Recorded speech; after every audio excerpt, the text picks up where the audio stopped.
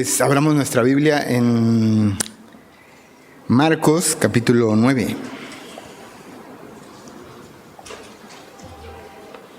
¿Cómo les fue con la lluvia? ¿Bien? Pensé que iban a venir menos, pero gracias a Dios que pudieron llegar. Qué chida.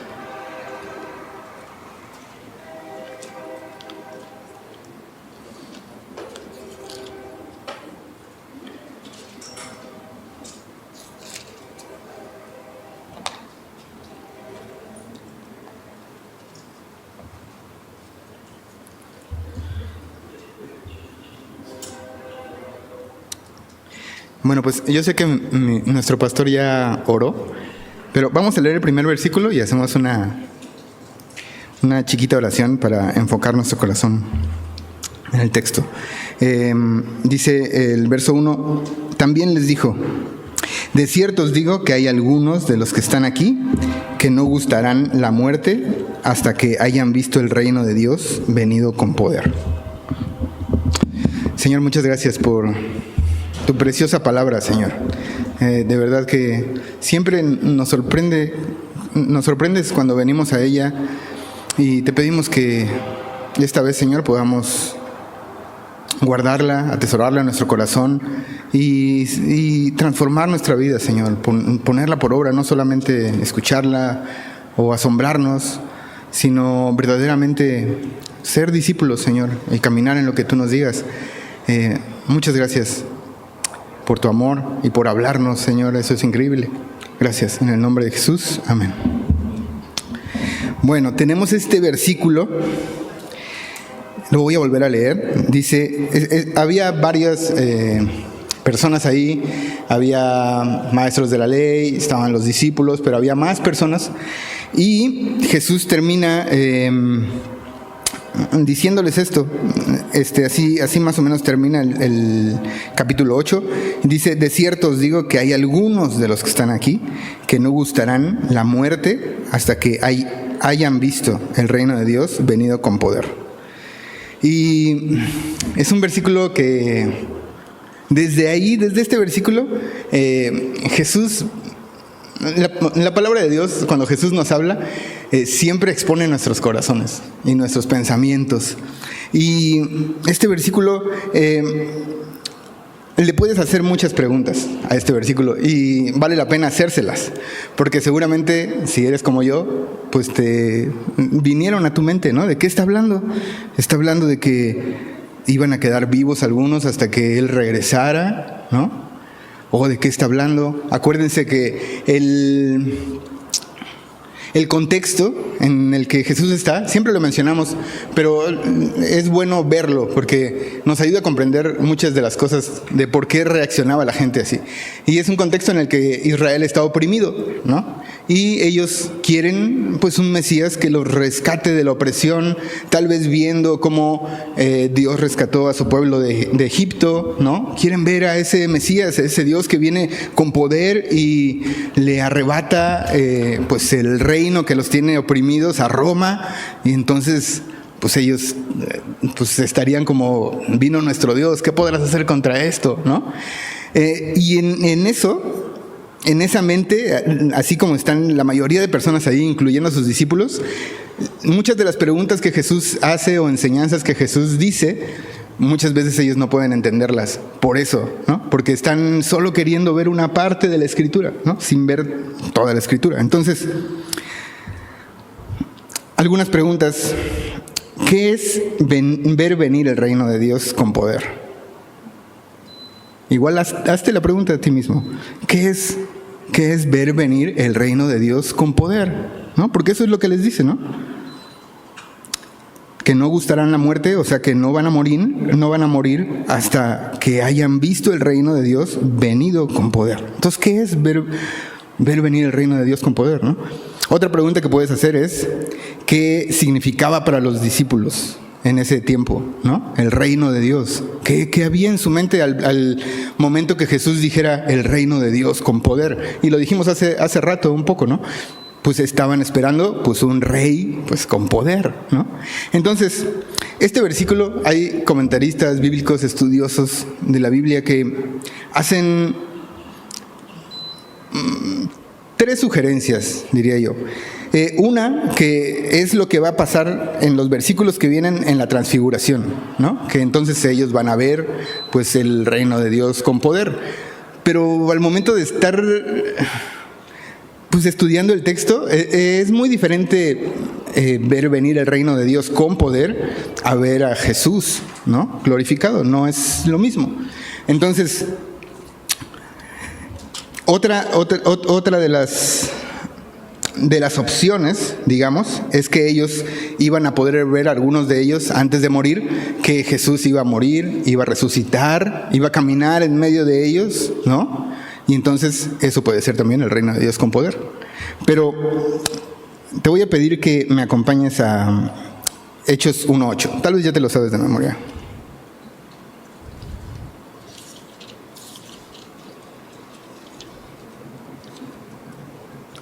Vamos a leer dos textos que nos van a dar un poco de luz a esto. Hechos 1:8.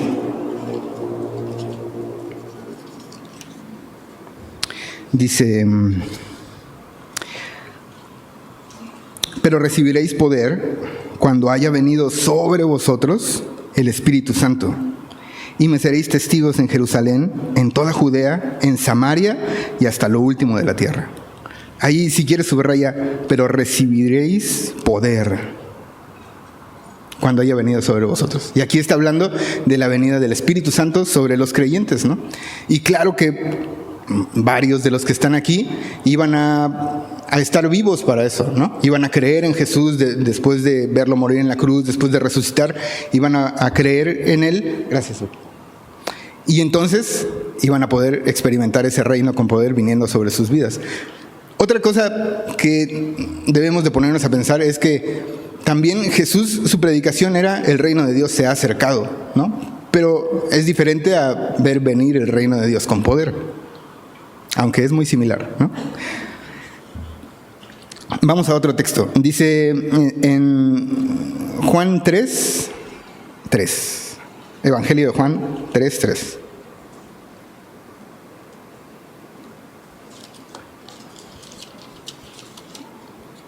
Juan 3:3. Dice, lo voy a leer. Dice: respondió Jesús y le dijo: de cierto te digo que el que no naciere de nuevo no puede ver el reino de Dios. Entonces ahí ya tenemos dos cosas que nos hablan acerca del reino de Dios, ¿no? Si no naces de nuevo, no puedes verlo. Entonces, los que están ahí y que Jesús les dice: algunos de ustedes van a ver el reino de Dios, tenían que haber nacido de nuevo, ¿no? Y otra es que dice que el reino de Dios viene con poder cuando el Espíritu Santo desciende en los creyentes. Entonces, probablemente, es en lo que yo me inclino a creer, y lo que veo más bíblico, a lo poquito que puedo ver en la Biblia, que Jesús estaba refiriendo a esto. Y es muy peculiar porque todo lo que vamos a estudiar aquí en este capítulo 9 es una preparación. Como lo dijo David la semana pasada, Jesús está anunciando su muerte. Entonces Jesús también está preparando a sus discípulos y está tomando tiempos especiales para estar con ellos, y necesita que entiendan cosas los discípulos.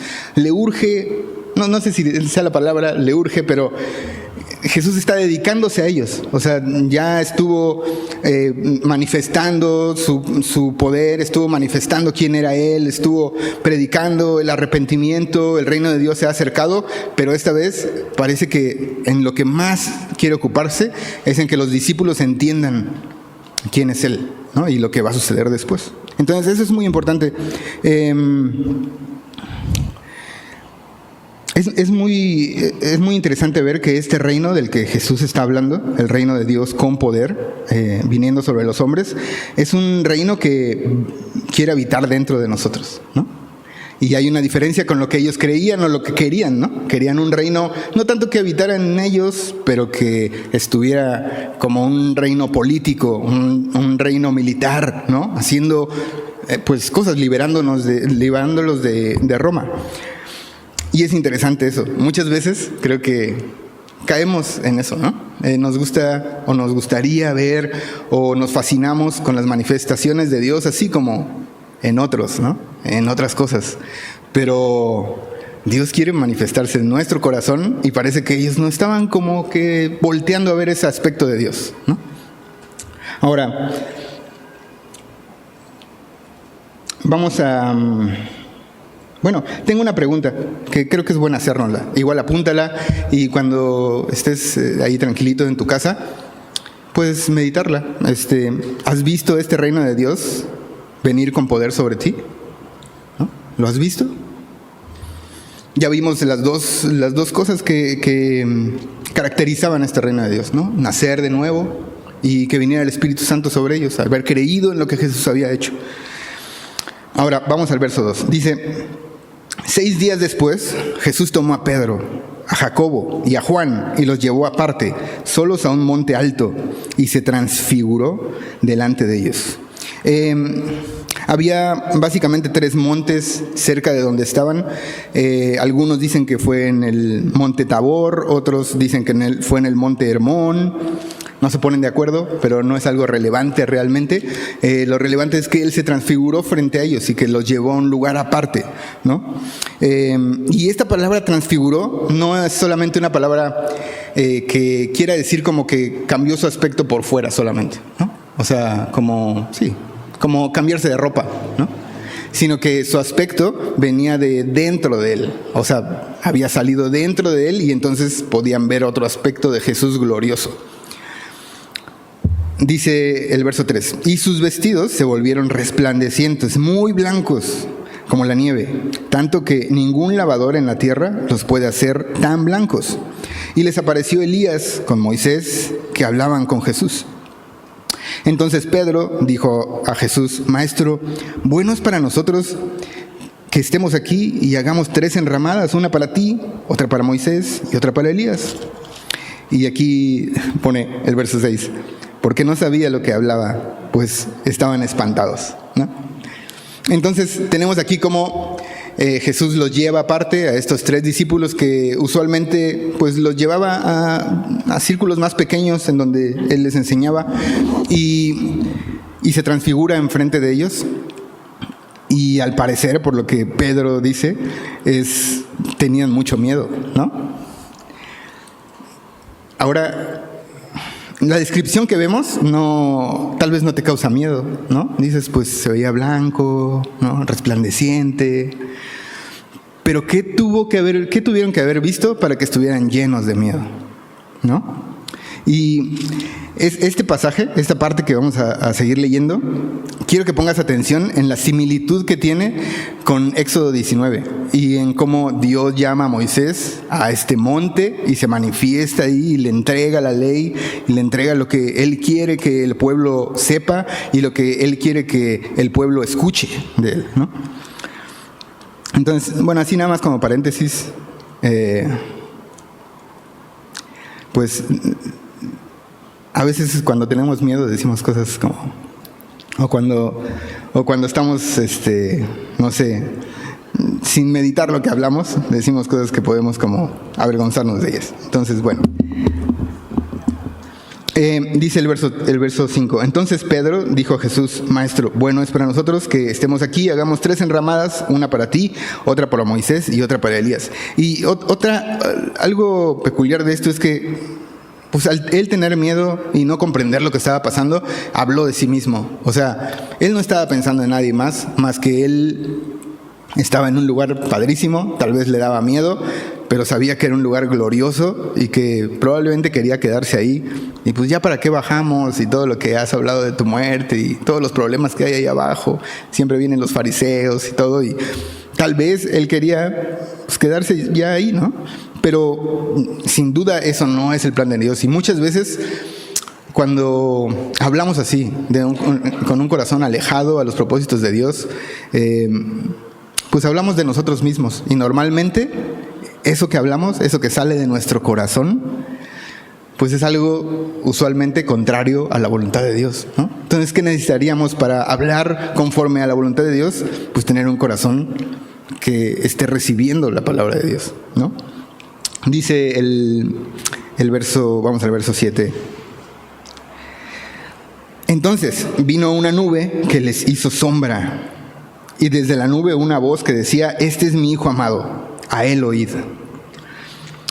Y luego, cuando miraron, no vieron más a nadie consigo, sino a Jesús solo, Entonces es muy claro, está aquí Moisés y está aquí Elías. Moisés representa a la ley, ¿no? Y Elías representa a los profetas, y creo que lo hemos dicho muchas veces, toda la escritura apunta a Jesús. Todo lo que Moisés escribió, todas las profecías que están en la Biblia apuntan a este momento, apuntan a su regreso y apuntan a Cristo, ¿no? Y aquí no es que Elías, Moisés y Jesús están en un mismo nivel, ¿no? O que Jesús es un profeta más, ¿no? Sino que Dios, al manifestarse en esa nube gloriosa, en esa Shekinah donde está su gloria, y que ellos como judíos podían, pues, acordarse de todas las escrituras que hablaban de eso, ¿no? O sea, cuando la gloria cubría el templo, cuando Moisés sube, y ellos tenían bien presente esto. Entonces, a la luz de esto, ¿qué es el mensaje que ellos recibieron ahí arriba? O que debieron haber recibido, o que debieron de haber entendido. Escúchenlo a Él. Él es Dios. Él es el cumplimiento de todo lo que la Escritura dice. Todas las Escrituras hablan de Él y apuntan a Él, así es que escúchenlo a Él. Y eso era algo muy importante. Cuando Jesús muriera y resucitara y ascendiera con el Padre, tenían que tener algo seguro, que Jesús era Dios encarnado, ¿no? Tenían que tener seguro eso. Y parece como que Jesús les ayuda un poco a que lo vean, ¿no? Voy a citar a Spurgeon, porque me gustó mucho esto que dijo. Dice: como si esta fuera una gran maravilla, la transfiguración de Cristo apenas podía ser llamado milagro, porque es de acuerdo con la naturaleza de Cristo que su rostro debería brillar y su vida misma se vuelve gloriosa, ¿no? Entonces, es la verdad. Jesús estaba caminando en la tierra con piel humana. Estaba caminando en la tierra así, o sea, degradado a un humano. Estaba humillado a un humano, pero Él era Dios. Y Él en un momento deja que sus discípulos vean un poquito, ¿no?, de lo que Él es. Entonces, Él tuvo que estar conteniendo su gloria siempre, para que nosotros nos pudiéramos relacionar con Él, para que para que nosotros sintamos esa, ¿cómo decirlo?, conexión, que Jesús es empático con nosotros, que Jesús es como nosotros, ¿no? Que Jesús sintió todo lo que nosotros sentimos, ¿no? O sea, todo lo que tú y yo hemos sentido en esta tierra, desde cosas buenas hasta cosas que nos entristecen o malas, ¿no? Dolor, todo eso Jesús lo sintió siendo Dios, ¿no? Pero Él mismo se estuvo conteniendo todo el tiempo. Y ahí, pues, les hace ver a sus discípulos esto. Vamos a ver más adelante cómo sus discípulos, aún con esto, van a seguir teniendo problemas para creer en quién es Jesús. Y eso nos enseña algo importante, que puede ser que veamos muchas cosas, ¿no? Pudimos haber visto o podemos ver maravillas de Dios, milagros y todo, pero eso no va a convencernos, eso no nos va a llenar de una fe duradera, ¿no? Tal vez lo tengamos como una referencia, pero más adelante en este capítulo Jesús les va a enseñar acerca de la fe, ¿no? Y acerca de creer en Él. Y no les enseña basándose en esto, ¿no? O sea, crean en mí porque miren, ¿no? No, o sea, por lo que han visto, ¿no? Crean en mí porque lo que yo he dicho, por la palabra que hay aquí. Entonces eso es algo hermoso para nosotros, porque nosotros tenemos esta palabra, ¿no? Y nos fue dada y estamos llamados a creer en Él a través de la palabra de Dios. No tanto si vemos maravillas y milagros o no los vemos. Tal vez los podemos ver y está muy chido, pero tal vez nunca veamos nada, ¿no? Pero ninguno de nosotros fuimos llamados a creer por esas manifestaciones. Entonces,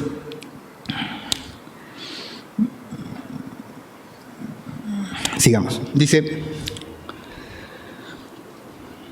verso 9: y descendiendo ellos del monte, les mandó que a nadie dijesen lo que habían visto, sino cuando el Hijo del Hombre hubiese resucitado de los muertos. Qué difícil, ¿no? ¿Te podrías guardar ese secreto? O sea, y vas a llegar con tus compas, los discípulos y todo, y así como, ¿no? Está muy loco eso. Bueno, dice, y le preguntaron diciendo, el verso 11: ¿Por qué dicen los escribas que es necesario que Elías venga primero? Perdón, creo que me salté el 10. Dice, y guardaron la palabra entre sí, discutiendo qué sería aquello de resucitar de los muertos. ¿Lo ves? Ellos aún no pueden comprender. O sea, pongámonos un poco en su lugar. Ellos no pueden comprender. Para ellos, el ministerio de Jesús, el ministerio del Mesías, y después de ver su gloria y ver su magnificencia y preciosura y su santidad ahí arriba y ver sus vestidos, que por cierto nos lo regaló y por eso en Apocalipsis aparecemos con vestidos resplandecientes. Después de ver todo eso, es como esto acaba de empezar, ¿no? O sea, ahí viene el Mesías con poder y nos va a librar. Y más adelante vamos a ver otras cosas que los discípulos estaban pensando acerca de este reino. Pero no podían creer que Jesús les dijera, oigan, voy a morir en manos de pecadores y voy a resucitar. Es como, ¿de qué está hablando? O sea, ¿cómo que va a morir? Y luego en manos de pecadores, o sea, eso era totalmente contrario, ¿me entiendes? Era como, ¿cómo?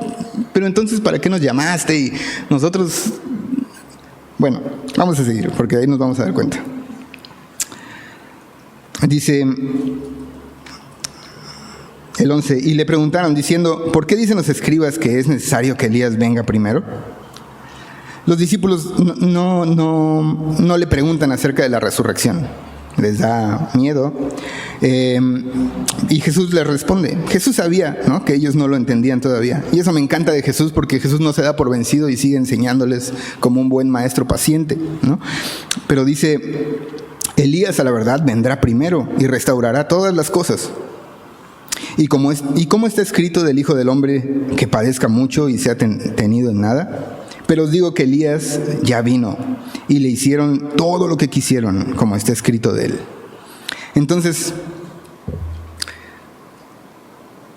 básicamente yo puse aquí una nota y dice, vemos lo que queremos ver, ¿no? O vemos lo que nos conviene. Los discípulos estaban viendo la escritura, pero estaban viendo lo que les conviene, el poder, ¿no? Y Elías, ¿qué onda con Elías? Lo vimos ahí arriba. No, ya vino Elías, ¿no? ¿Y cómo es que está escrito también de que el Hijo del Hombre va a sufrir? O sea, es como que les está haciendo preguntas. A ver, explíquenme esto. ¿Ustedes creen que yo voy a venir en este momento con poder a derrocar y a salvarlos de lo que ustedes quieren ser salvados, o de lo que a ustedes les importa ser salvados, ¿no? Pero Jesús venía para traer una salvación mayor. Y entonces les dice como, ok, saben escrituras, saben de profecía, pero solamente ven lo que les gusta ver. Y me encanta, me hizo pensar que es una de las cosas por la que creo que a todos nos anima venir a esta iglesia, ¿no? Donde podemos estudiar el consejo de Dios, pues todo, ¿no? Hay porciones difíciles, hay porciones que decimos, híjole, ¿no? Tal vez no sé si sería mi favorita para estudiarla. ¿Por qué no hablamos del amor otra vez, no? Pero Jesús nos llama a eso. Conoce todo de mí. O sea, no solamente conozcas una parte que a ti te gusta. Conoce todo de mí, conóceme por completo. O sea, sí soy un Dios de amor, sí soy un Dios de poder, sí soy un Dios de gracia, pero necesitas conocer cada uno de mis aspectos y aceptarlo, porque Él es Dios y no nosotros, ¿no? Muchas veces queremos hacer a Dios a nuestra conveniencia, ¿no? O sea, no, esta parte no me gusta, yo sigo esperando a mi Mesías con poder, y tiene que venir ahora. Y es como, o sea, es Dios, tú no le vas a decir qué hacer a Dios, ¿no? Él tiene un plan y es mejor que el de nosotros. Entonces,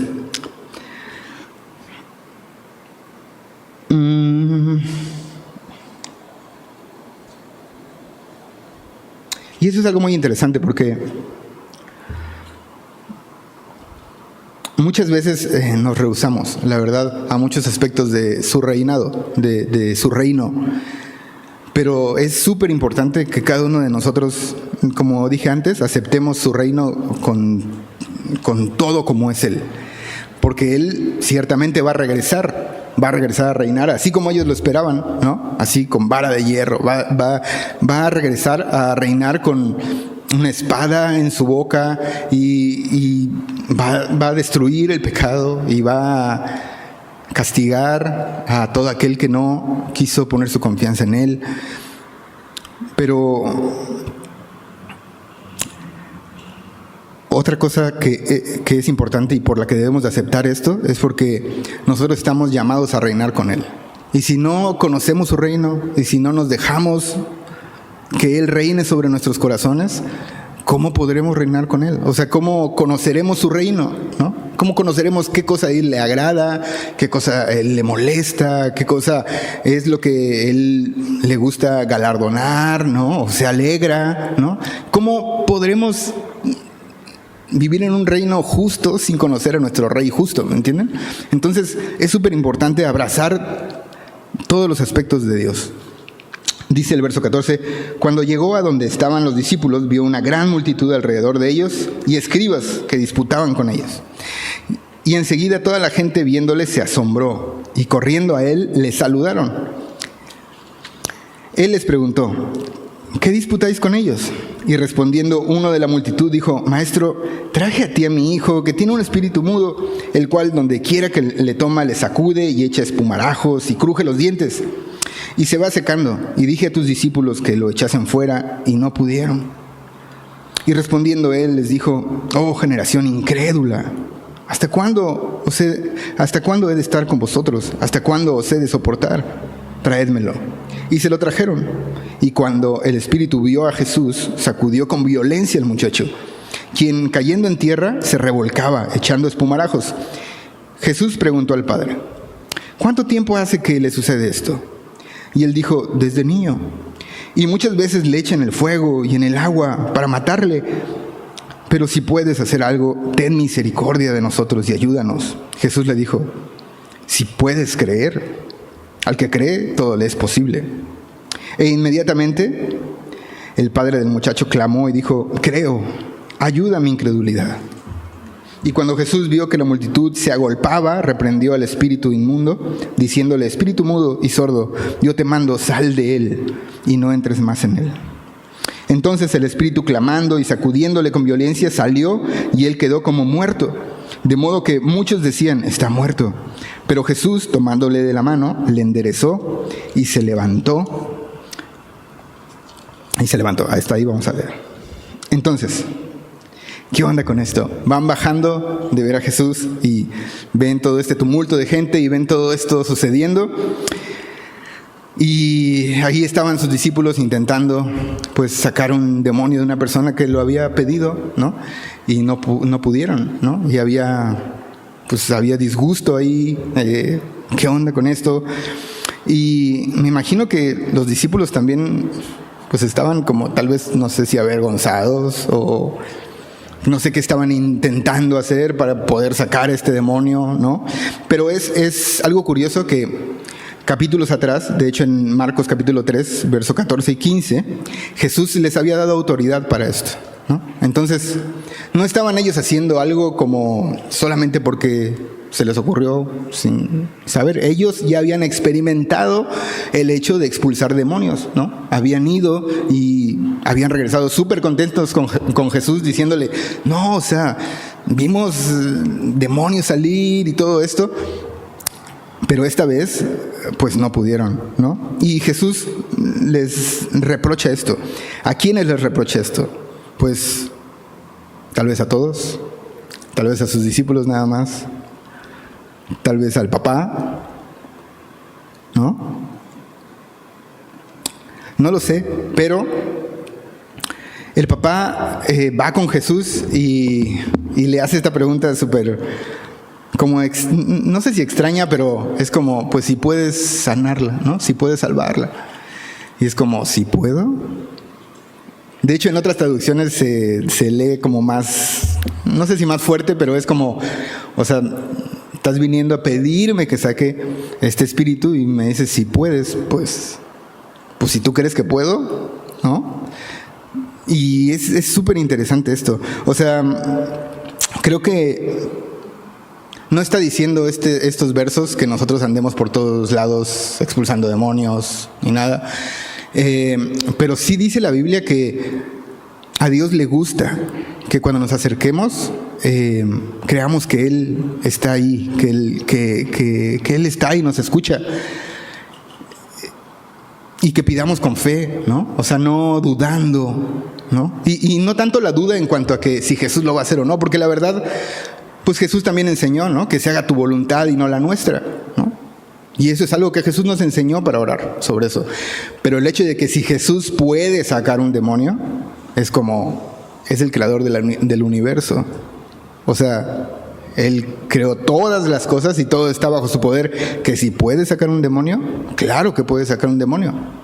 Que si Él quiere sacar un demonio, eso es diferente, ¿no? Y creo que esta pregunta se refiere a esto. O sea, y cuando nos acercamos a Dios, debemos de creer que nos acercamos a Él, pues como Dios, ¿no? Como Dios todopoderoso, como un Dios de gracia, como un Dios de amor, de justicia, pero que creyendo que pues Él es poderoso. Entonces, pues Jesús lo sana, y esta pregunta podría ser una pregunta que nos podemos hacer nosotros, ¿no?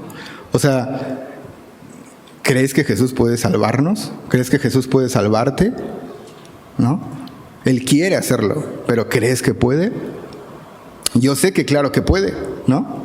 Pero debemos de de confiar, de creer en Él. Entonces, vamos al verso 28 y 29. Dice, cuando Él entró en casa de sus discípulos, le preguntaron aparte, ¿por qué nosotros no pudimos echarle fuera? Y les dijo, este género con nada puede salir sino con oración y ayuno. Tal vez si tienes otra versión dice solo con oración, ¿no? Pero hay algo que si unes estas dos palabras, hay un mensaje claro ahí. ¿Qué es la oración y el ayuno? O sea, ¿cuál es la base de la oración y el ayuno? Es una comunión íntima con Dios, ¿no? No, la oración y el ayuno no es algo con lo que hacemos que Dios haga nuestra voluntad, ¿no? Pero la oración y el ayuno y el ir al Señor en oración, ¿no? Perdón por la redundancia, alinea nuestro corazón con el de Él, ¿no? Y tal vez ellos habían olvidado lo que Jesús les había dicho. Tal vez ellos habían olvidado que Jesús les había dicho, vayan, prediquen el evangelio y saquen demonios, ¿no? Sanen a los ciegos. Y tal vez ellos estaban intentando hacer esto en sus propias fuerzas, pensando que el poder venía de ellos mismos, ¿no? Que ellos ya tenían eso adentro como si fuera algo propio y que ellos podían manipular eso a su antojo. Pero no es así como Dios los había empoderado. O sea, como Dios, cuando Dios nos da ciertas capacidades, debemos de estar seguros y de estar creyentes de que eso no nos pertenece a nosotros y que no lo podemos usar a nuestro antojo, sino que Dios es quien lo usa en nosotros, ¿no? Y Dios es quien nos lo ha dado.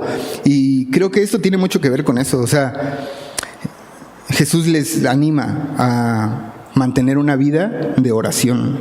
Y es otra cosa que necesitaban cuando Él se fuera, ¿no? Ahorita tenían a Jesús ahí al lado, ¿no? Y le preguntaban cosas y todo.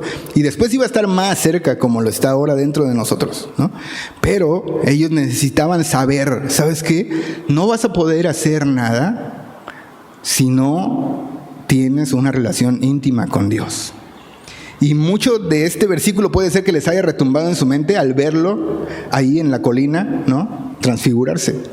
Porque Jesús muchas veces subía a orar. Era algo que le caracterizaba, ¿no? Subía a orar, adelántense, yo voy a orar. Y esta vez parece que Jesús se los está recalcando. Necesitan tener una vida de oración. Y creo que nos los dice a nosotros también, ¿no? Necesitamos tener una vida de oración. De ahí parten todas las cosas. De ahí podemos caminar en su voluntad. De ahí podemos alinear nuestro corazón, ¿no? Y no hablar o hacer cosas pensando que estamos haciendo cosas para Dios y tal vez estamos haciendo cosas para nosotros, ¿no? Queriendo usar a Dios para nuestros propósitos. Y eso no es lo que la Biblia nos enseña. La Biblia nos enseña que Jesús nos rescató para que fuéramos sus siervos, ¿no? Y eso quiere decir que Jesús manda, que Jesús es el Rey de nuestras vidas. Bueno, ¿de qué género se está refiriendo Jesús aquí? Dice, este género con nada puede salir sino con oración y ayuno. Jesús viene hablando de la incredulidad. Y ese género es el que los discípulos tenían. Estaban siendo incrédulos a lo que Jesús les había dicho. Entonces, más que el género de que qué demonio y eso, o sea, es más bien qué género hay en tu corazón. O sea, lo que necesitas salir de ahí es la incredulidad. Y para que salga necesitas tener una relación conmigo, ¿no? Necesitamos ir a Él.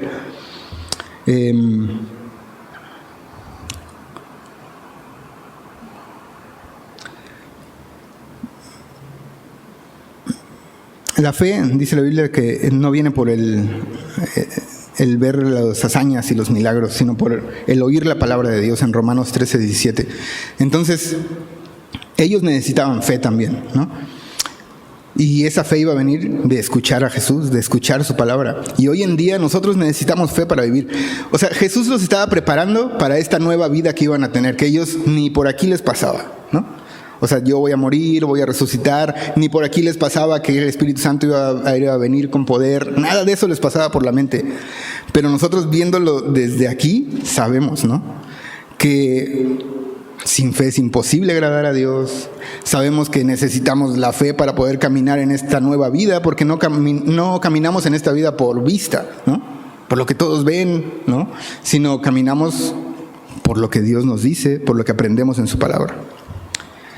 Entonces vamos a la otra sección, que es el verso 30. Dice: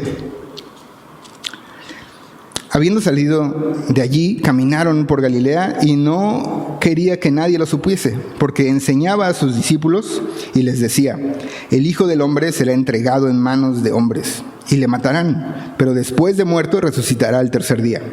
Pero ellos no entendían esta palabra y tenían miedo de preguntarle. Entonces aquí está Jesús otra vez y vemos esto que hablábamos al principio. Jesús está tomando tiempo con ellos, ¿no? Tanto que dice que no quería que nadie lo siguiera, así como: necesito un tiempo con los discípulos, necesito estar con ellos, necesito que entiendan cosas, ¿no? Y Jesús les hablaba claramente, dice la palabra de Dios, pero no entendían. Y la verdad que debemos de estar súper agradecidos con Dios, con su paciencia, con su amor y con el hecho de que Él es un maestro bueno. O sea, Él se toma el tiempo con nosotros. ¿Cuántas veces no hemos estado así? O sea, el Dios nos habla algo y no entendemos y nos vuelve a hablar y lo interpretamos de otra forma y nos vuelve a hablar y nos vamos por las tortas por allá y nos vuelve a hablar y ¡wow! O sea, Jesús no se rendía. Jesús estaba ahí y lo vamos a ver más adelante en los ejemplos que les pone. Pero es algo hermoso que tenemos un Dios paciente.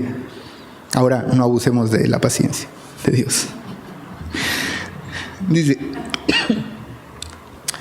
el verso 33: y llegó a Capernaum, y cuando estuvo en casa, les preguntó: ¿qué disputabais entre vosotros en el camino?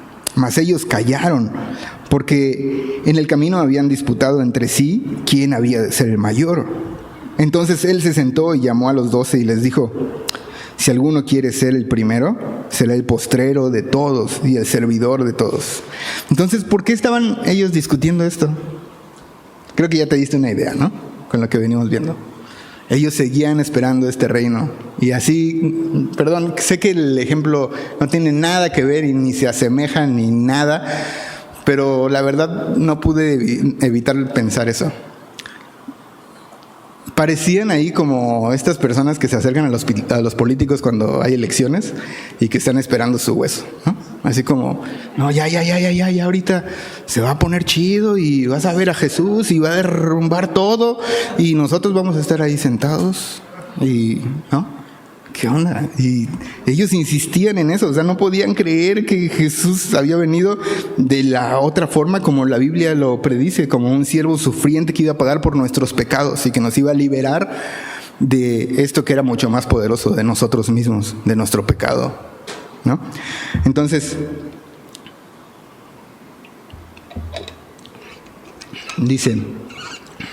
entonces les dijo esto, ¿no? Si alguno quiere ser el primero, será el postrero de todos y el servidor de todos. Y esto es increíble, de verdad. Ve lo que sigue. Y tomó un niño y lo puso en medio de ellos. Y tomándole en sus brazos, les dijo: El que recibe en mi nombre a un niño como este, me recibe a mí, y el que a mí me recibe, no me recibe a mí, sino al que me envió.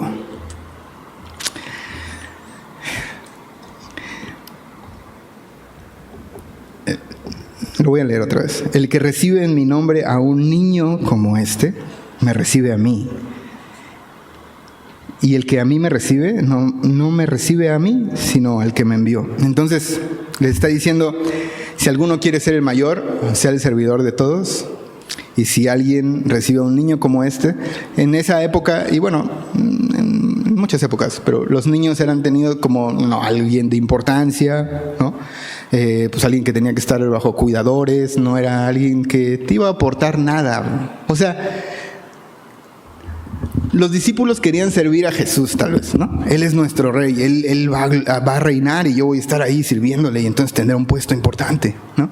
Y él les dice, no, sírvanse entre ustedes, o sea, el mayor va a ser el que sirva a los demás, así como si sirvieran a un niño como este. Y hay ciertas cosas que eso significa con este niño. O sea, aquí hay mamitas que apenas tuvieron bebés, ¿no? Pero se pueden dar cuenta cómo el servir a un niño no tiene nada de la gloria que el mundo nos quiere animar a poseer, ¿no? O sea, ok, levántate a las 3 de la mañana, a las 4, tal vez 2, 3 veces por la noche a cambiar un pañal, que no huele nada bien, ¿no? Si tiene hambre, ahí pendiente, tienes que obedecer y estar pendiente y hacer lo que él dice, ¿no? O sea, darle de comer, no lo vas a dejar sin comer, ¿no? Te va a hacer berrinches. O sea, probablemente te dejen ridículo alguna vez con las personas con tus amigos o con algo así. Probablemente haga cosas que no te gusten o diga cosas que no te agraden, ¿no? ¿Y a poco no se parece a nosotros? Bueno, a mí. ¿A poco no se parece a lo que Jesús estaba haciendo con sus discípulos? O sea, Jesús una y otra vez hablando y ellos diciendo disparates, diciendo cosas sin sentido, buscando su propio reino, pidiendo y todo se trataba de ellos. Pero Jesús, como el ejemplo que puso, ahí estaba, ¿no? Y nos tiene así como bebitos en sus brazos, ¿no? Y ahí está el pendiente de nosotros. Pero obviamente Dios no quiere que nos quedemos ahí. Dios quiere que crezcamos en la fe. Pero es impresionante este ejemplo. Se me hizo impresionante. O sea, es un servicio sin ser visto por otros, sin ser reconocido por nadie. O sea, realmente yo no soy mamá, ni seré mamá, ni nada. Pero en estos tiempos, ¿no? Pero las que son mamás saben a lo que me refiero. O sea, yo veía a mi esposita cuando tuvo a nuestros preciosos hijos y no era nada fácil. Y no era algo que, pues sí, no era algo tan bonito. O sea, ella estaba muchas veces cansada, muchas veces ella quería hacer cosas pero no podía. Y el servicio a Dios, la única manera, decía el pastor, no me acuerdo qué domingo, en qué enseñanza, pero la única forma en que podemos servir a Dios es servir a los demás, ¿no? No hay otra, porque ¿qué podríamos hacer para Dios? ¿Qué podríamos hacer para servirle? Pero sí podemos servir a otros, ¿no? Y muchas veces servir a otros no va a ser agradable, no va a ser gratificante, no te van a dar, no te van a aplaudir. Y si quieres saber más de ese tema, pregúntale al pastor.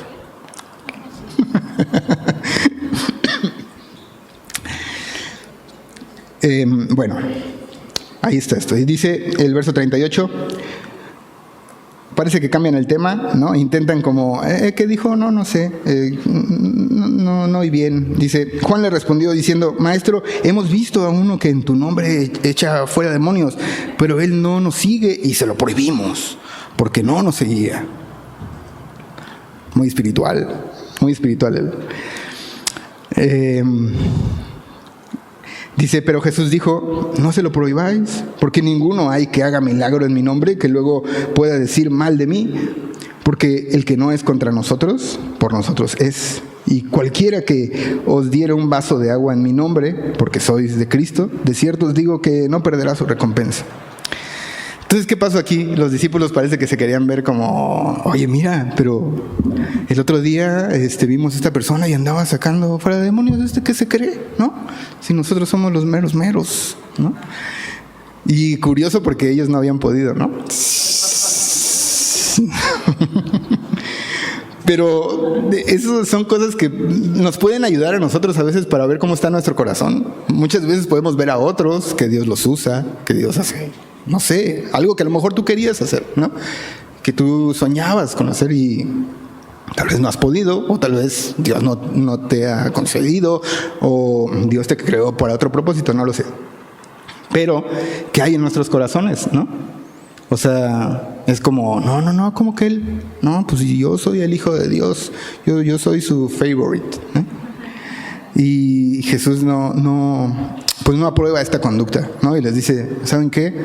Si hay alguien que haga cosas por mi nombre y si está haciendo algo bueno que me glorifica, pues no está en contra de nosotros, ¿no? Y no veo por qué tienes que ir y pararlo, ¿no? Y más adelante sigue con cosas duras. Dice el verso 42, cualquiera que haga tropezar a uno de estos pequeñitos que creen en mí, mejor le fuera si se le atase una piedra de molino al cuello y se le arrojase en el mar. Entonces, ¿de qué pequeñitos está hablando?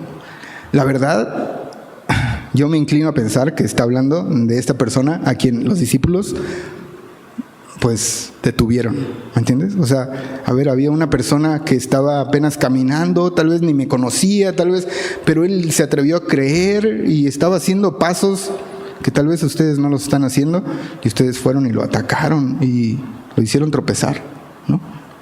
Y es algo muy delicado y es algo pues difícil. La verdad, no quisiera como entrar a que te sintieras condenado o algo así. Creo que yo he tenido momentos en los que he hecho, o sea, no he edificado a una persona, al contrario, o sea, he puesto el pie en vez de animarlo a seguir a Jesús. Y es algo difícil y es algo que tenemos que arrepentirnos, ¿no? Si es que estamos haciendo eso, si es que hemos hecho eso, ¿no? Y cuidar de no hacerlo. Dice el 42, cualquiera que, el 43, si tu mano te fuera ocasión de caer, córtala, mejor te es entrar a la vida manco que teniendo dos manos ir al infierno, al fuego que no puede ser apagado, donde el gusano de ellos no muere y el fuego nunca se apaga. Y si tu pie te fuera ocasión de caer, córtalo, mejor te es entrar a la vida cojo que teniendo dos pies ser echado en el infierno, al fuego que no puede ser apagado, donde el gusano de ellos no muere y el fuego nunca se apaga. Y si tu ojo te fuera ocasión de caer, sácalo. Mejor te es entrar en el reino de Dios con un ojo que teniendo dos ojos ser echado al infierno, donde el gusano de ellos no muere y el fuego nunca se apaga. Porque todos serán salados con fuego. Bueno, vamos hasta ahí, hasta el 48. ¿Qué quería decir Jesús con esto? Son palabras que leemos y se nos hacen muy duras. O sea, ¿de qué está hablando Jesús? ¿De que yo me mutile? ¿Neta? O sea, ¿de verdad quiere que si mi ojo pues no está contribuyendo con glorificar a Dios, me lo saco? ¿De verdad me corto el brazo? ¿Me corto una pierna? ¿El pie? Ahora, piénsalo de esta manera. Si fuera esto y las personas lo hicieran, que obviamente puedes ver a sus discípulos y en Hechos, y nadie hizo eso, ¿no? Obviamente. Pero si es que alguien lo hiciera, ¿qué pasaría con esta persona? Esta persona moriría. Imagínate tú solo querer cortar una parte de tu cuerpo. O sea, de verdad es algo que va en contra de nosotros mismos. O sea, yo he intentado, creo que una vez intenté tatuarme yo solo, ¿no? Aquí en la pierna con una jeringuita y era como, ¿no? O sea, una jeringuita, así. Ahora imagínate atentar contra ti mismo y cortarte algo. O sea, probablemente morirías haciendo esto. Pero entonces, ¿qué quería decir Jesús con esto?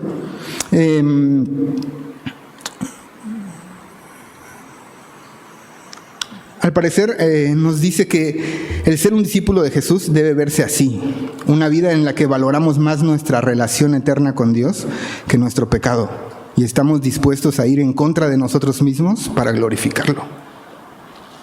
Te voy a volver a leer.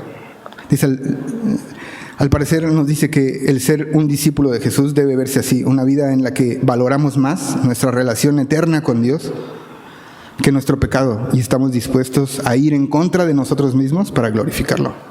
O sea, morir a nosotros mismos. Y probablemente nos duela, bro, ¿no? Hay cosas que amamos, así como amamos nuestro brazo y nuestro ojo, y puede ser que estemos amando ciertos pecados o cosas que no glorifican a Dios. Pero es preferible sacarlos de nosotros y glorificar a Dios en nuestras vidas. No nos pertenecemos a nosotros mismos. Dice el verso 49, porque todos serán salados con fuego y todo sacrificio será salado con sal. Buena es la sal, mas si la sal se hace insípida, ¿con qué la sazonaréis? Tened sal en vosotros mismos y tened paz los unos con los otros. Entonces,